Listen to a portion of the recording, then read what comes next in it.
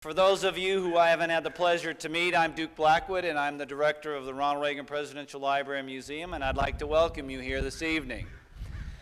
In honor of the men and women who serve our country throughout the world and here in the United States, I'd like you to please stand and join me in the Pledge of Allegiance.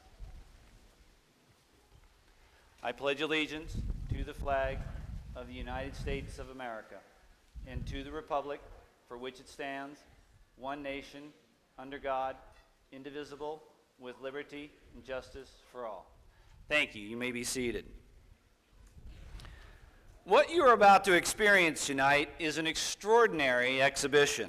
Not only will you see some artifacts that are pretty cool, you might learn a thing or two about the game, as well as some fun facts about the people who played it and about the equipment they used in the game's rich history. Oh, and by the way, what do you think this is? You'll be able to tell the difference, or hopefully tell the difference, between 10.5 psi and 12.5 psi on an official NFL football.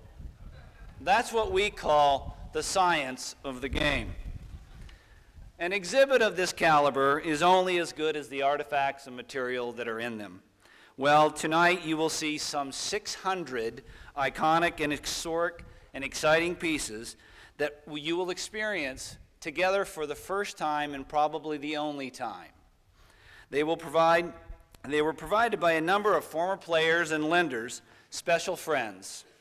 I would like to recognize them this evening for loaning us some of their most cherished and personal items. First is a gentleman who we've worked with previously on the baseball exhibit, for those of you who had the pleasure to see that. He has a collection of sporting material rivaled only by the Halls of Fame in various sports. Some say Gary's collection is actually better than the Halls of Fame. He also has a private museum in downtown Los Angeles that he allowed us to cherry pick from his vast collection. Please join me in thanking Mr. Gary Cypress.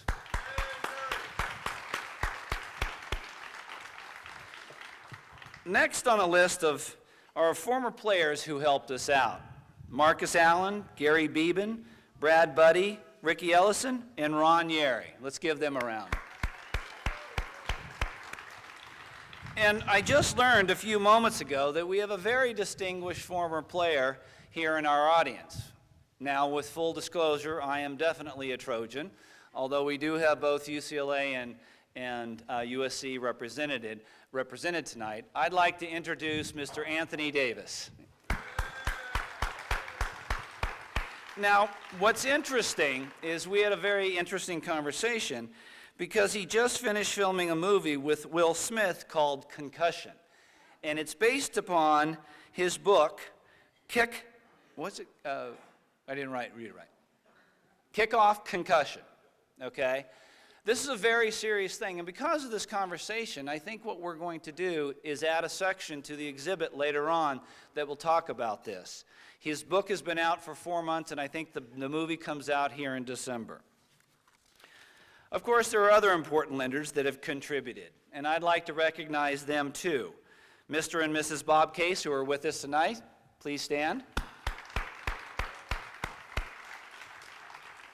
Others include John Hamilton, Brian Kennedy, the Peter O'Malley family, which you will find interesting that there was a Los Angeles Dodgers football team, and there was a New York Yankees football team. See if you can find the information in there.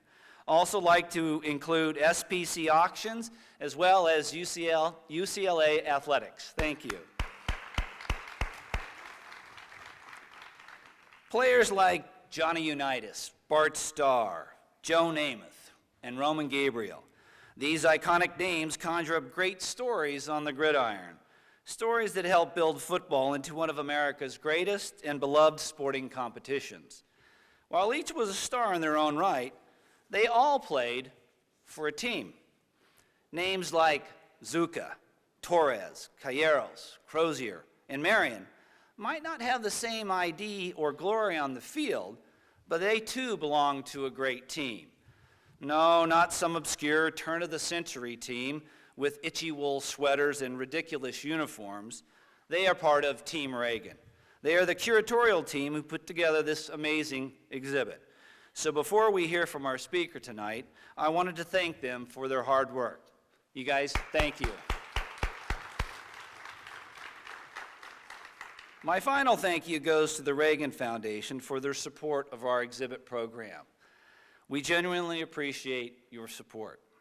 Now, as a special treat, Gary Cypress, whose collection is about 80 or 85% of what you're going to see tonight, and that's only a fraction of what he has, is going to talk about his collection as well as the game. Ladies and gentlemen, please welcome Gary Cypress.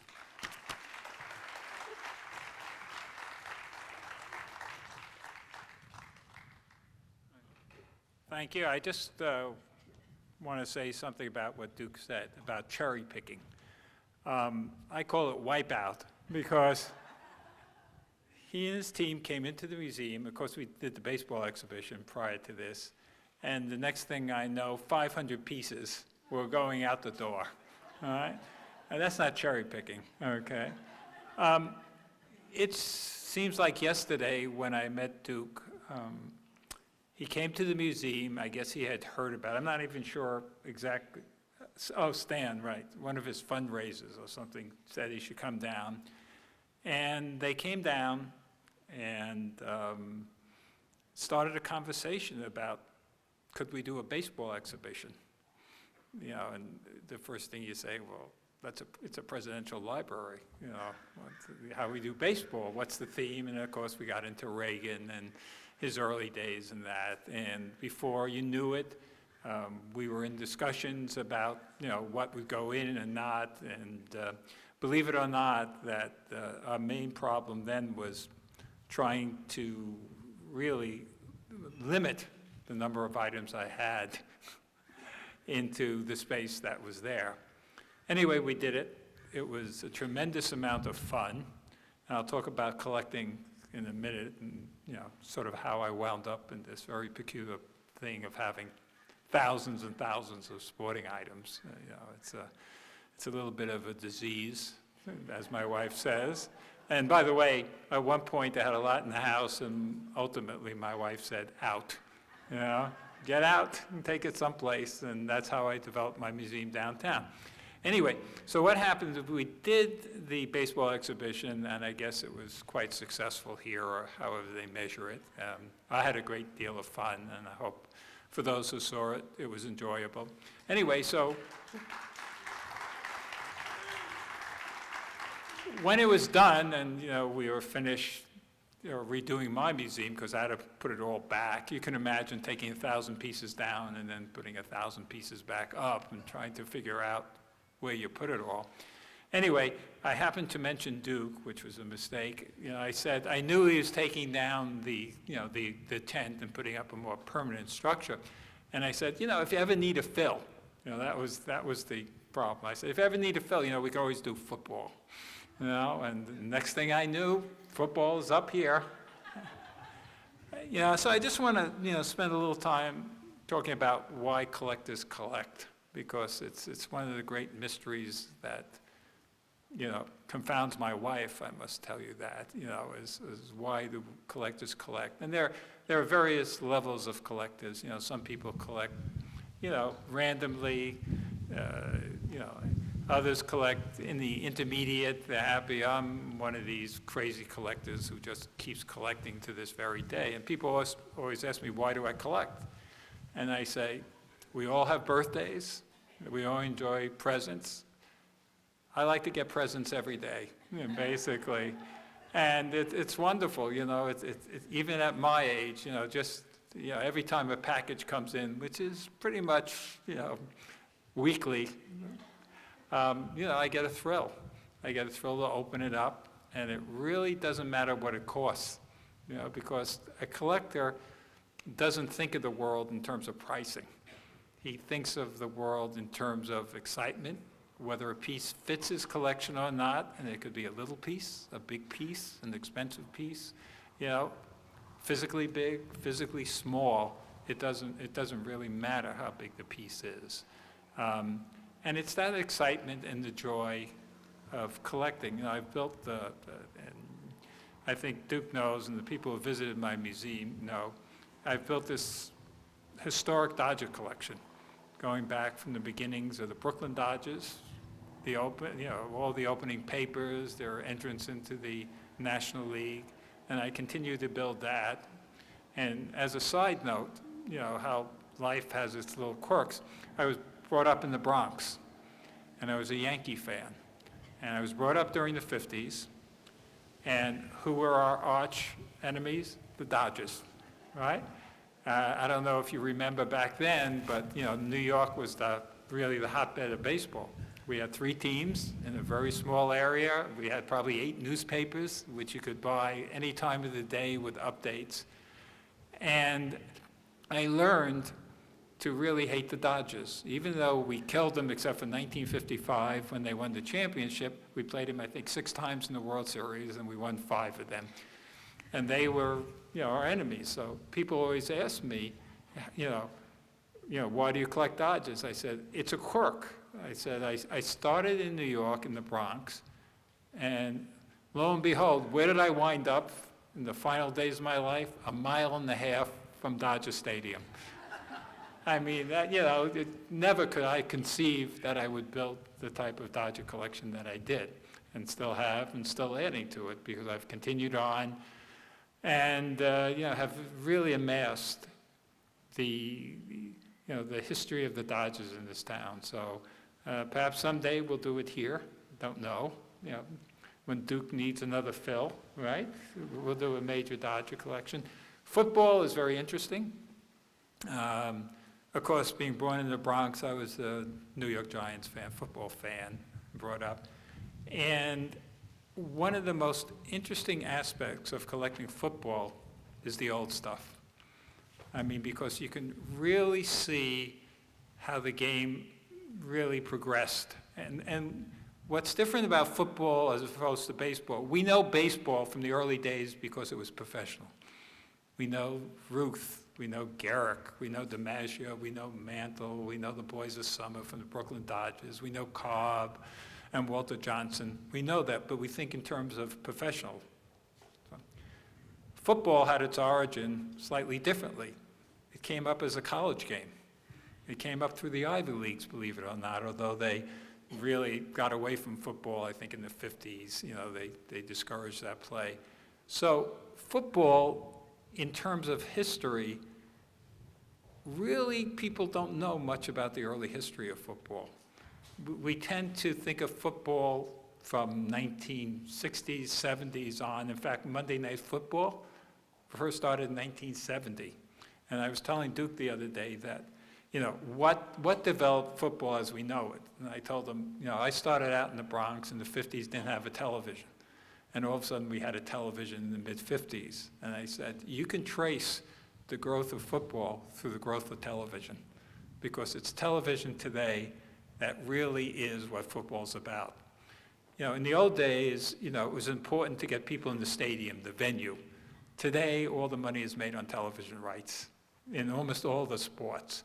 So when we look at, sort of the economics of the various sports, football is television. Television is football, and we can see it. We can see the advent of sports. I don't know how many channels. I mean, I think back there was nothing on TV, and look what we have today. ESPN, 7 stations. I don't know how many sports stations there are, but there is something about sports and us that go together. We seem to love it, and we seem to enjoy it, and we certainly know how to pay for it, that's for sure. So when you look at the old football stuff, especially today, and you look at the old helmets, and Duke and I were talking, the real question with respect to the old helmets and the concussion issues today are, were they better off with the old helmets, which were little strap helmets you see that hardly protected you? Or today, with the modern helmets, with all its technologies, we don't seem to advance too much with respect to concussions. So you'll see the old stuff, which I think is the most fascinating stuff, quite honestly, the old football helmets, the old footballs, et cetera. And we just hope you enjoy it. It was a great pleasure, and I'm glad Duke asked me to lend all that. And, enjoy it. Hopefully they'll be something other down in the future. We don't know. There's still some other sports we haven't got to. So enjoy. Thanks a lot.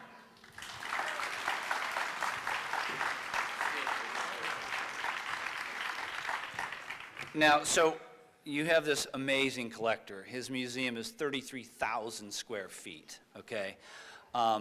And so what do you give somebody that has everything related to sports? A lot of money. I work for the government. And so, you know, he mentioned about television, and television reminds me of merchandising. And so guess what? We're going to give you some of the hot off the press, before anybody has seen it, some great merchandise, Kathleen, that everybody can buy in the store tonight. Here's a nice thank you. Thank you. Great. You can open it up. No, what's in there? Anything Thank good? you. Of course there's something good in there. Some T-shirts, a book, you know. I've become political now, Yeah. right? Another part of the exhibit tonight you're going to see is dedicated to Ronald Reagan.